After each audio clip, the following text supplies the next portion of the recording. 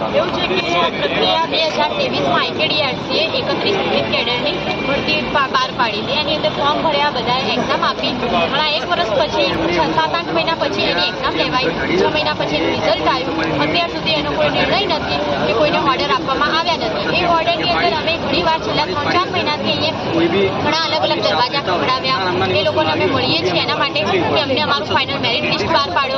અમે પાડતા છે નહીં. કાલે અમે આંદોલન કર્યું, અમે ગાંધી ચિંતા માર્ગે આંદોલન કર્યું. અહીંની હોસ્પિટલની કોઈ બી માલ મિલકતને કોઈ પણ નુકસાન પાડ્યા વગર અહીં જ્યારે અમે આંદોલન કર્યું ત્યારે અમને રાત્રે 8:30 એક મેરિટ લિસ્ટ જાહેર કરે છે. એ પણ 31માંથી એક જ કેડરનું.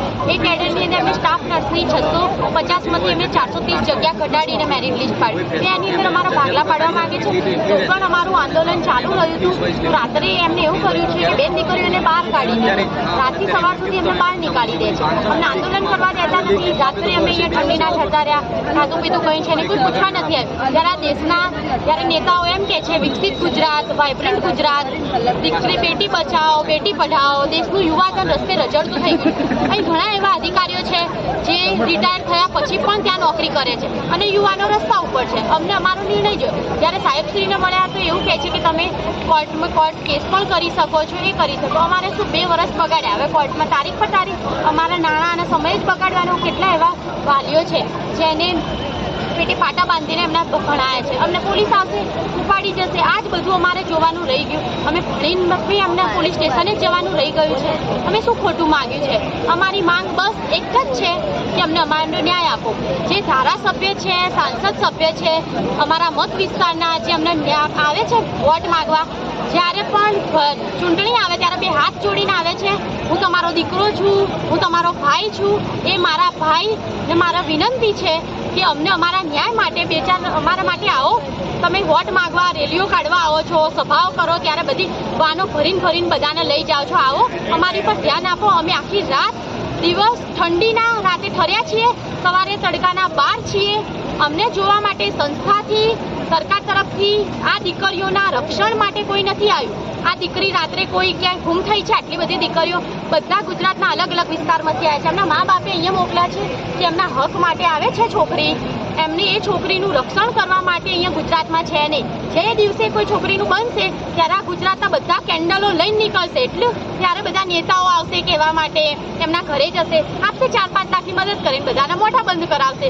પણ તમે રોકો ને, જ્યારે જે બધું બને છે પહેલાં રોકો. અમને અમારો ન્યાય માગીએ છીએ. અમારી એક જ વિનંતી છે, હાથ જોડીને અમને અમારો ન્યાય આપો.